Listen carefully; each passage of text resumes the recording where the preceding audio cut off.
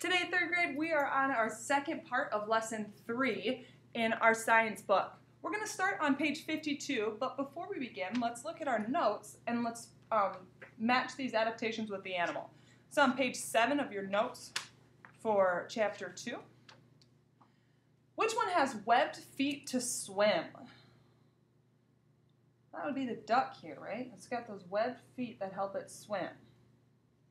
Which one has armor to protect it?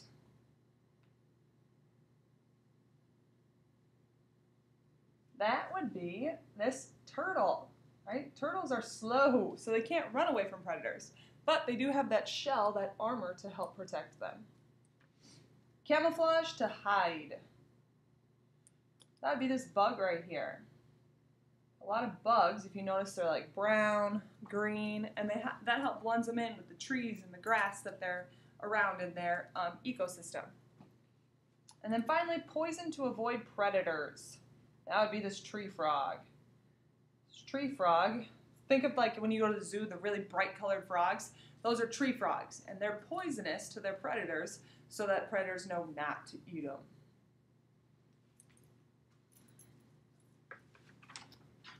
Page 52, behaviors that help animals.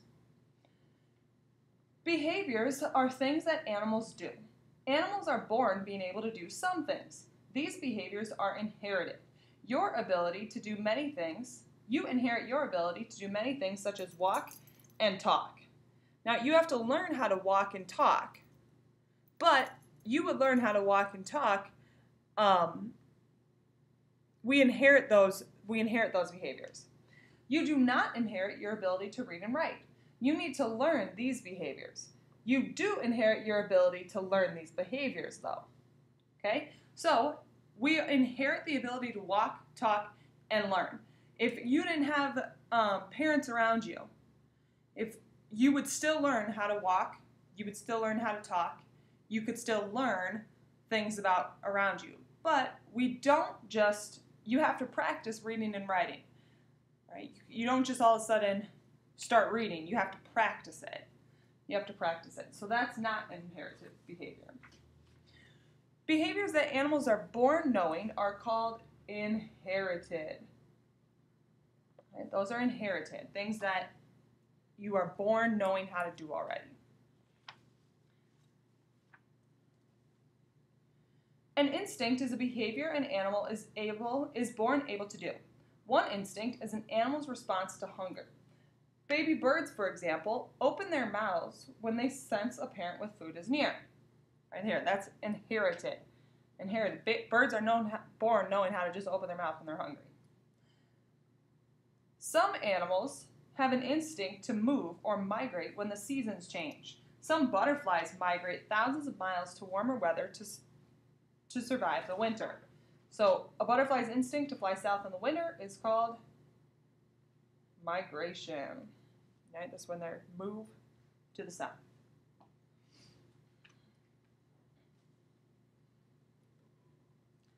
Other animals have instincts to hibernate during the cold winter months. When animals hibernate, their body systems usually slow down to save energy. Then they don't need as much food to survive. Right? So they hibernate. Called hibernate. And finally, let's talk about learning. Animals learn some behaviors from their parents and other animals. For example, chimpanzees can learn how to use tools like sticks to catch insects to eat. Chimpanzees are not born knowing how to use sticks as tools. They learn how to do this by watching other chimpanzees. Young chimpanzees also learn which foods are safe to eat from their mothers and other adults. You could see here these lions are learning, looks more like a lynx maybe. Yeah. But these animals are learning how to hunt from their parents. So that is not, that's not true of all animals. All animals can't learn something new. Like a chimpanzee could learn how to pick up sticks and use sticks to pick up their food and stuff like that. Not all animals can do that. Some animals just have the instincts that God gave them. But other animals can learn stuff as well. Now, that's the end of lesson 3. Go ahead and take out the worksheet that was in your folder today for Thursday science. It looks like this. Go ahead and put your name at the top.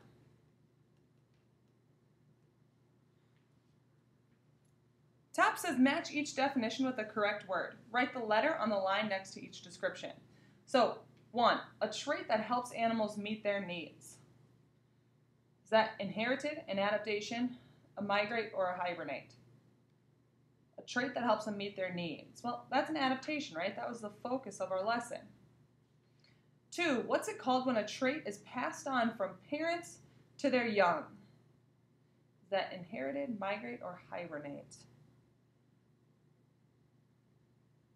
3, what's it called when animals move as the seasons change? That's like those butterflies, they migrate. And then 4, when an animal's body systems slow down to save energy.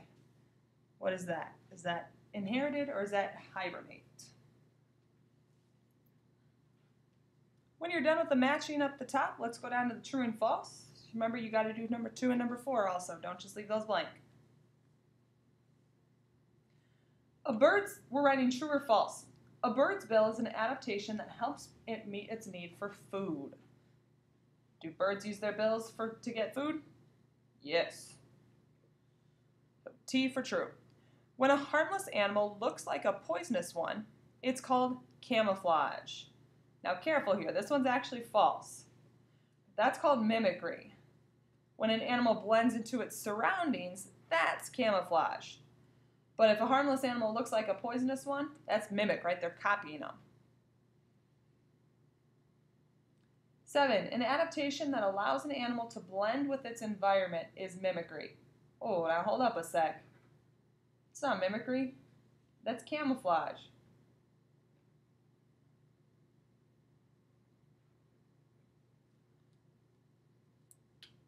8, an instinct is a behavior that an animal is born knowing how to do. True or false?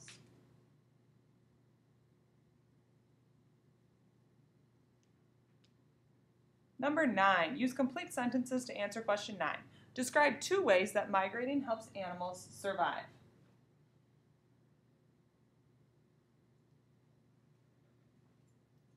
Well, think about those butterflies. Migrating helps animals survive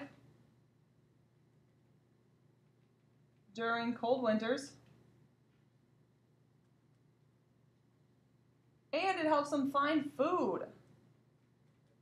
right? If a butterfly stayed in Wisconsin during winter, would there be much living food for them to eat? No. No, we lose all our leaves. The grass is kind of dead, right? There's nothing for those animals to eat. So they need to go and find food in a warmer spot.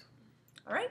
When you're done with that, tuck it back in your Thursday folder, and I'll see you for science next week.